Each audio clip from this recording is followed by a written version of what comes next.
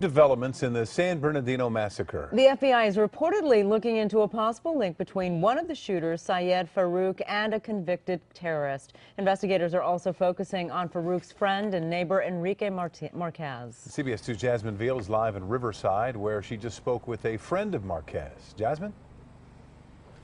And first, that new development, as according to CNN, federal investigators are saying Syed Farook had ties to one of the 4 Riverside men charged in 2012, planning to join al-Qaeda. Meantime, we are learning more now about that man tied to Syed Farook, Enrique Marquez, from his friend who lives here at this home.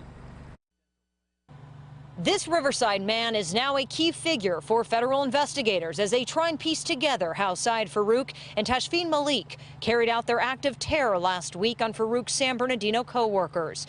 24-year-old Enrique Marquez, who grew up with and lived next door to the Farook family, reportedly told the FBI that he and Syed were planning an attack 3 years ago until they became spooked and backed off.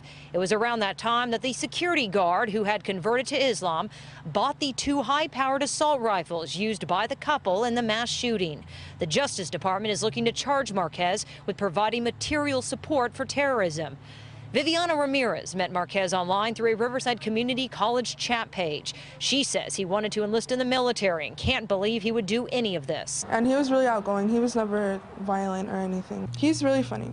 At first he can be really shy, and then he can be more like standoffish. While the FBI says the 2 shooters had discussed jihad as early as 2013 and became radicalized, Ramirez says Marquez never talked about his religion or Farook. The last thing that we talked about was his marriage and the Navy, because we were both planning on enlisting in the Navy. Just last year, Marquez wed the Russian sister of the woman married to Farook's older brother.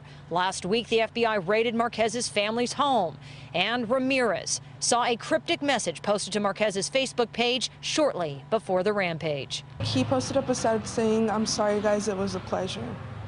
And what did you think about that? I didn't think much of it until after the news started coming out. Viviana Ramirez, that friend, says that she sent a text message to Marquez just on Sunday, but of course she has not heard back. Marquez, though, we know, had checked himself into a mental facility shortly after that rampage. He has not yet been charged with a crime. Rick? All right, thanks, Jasmine.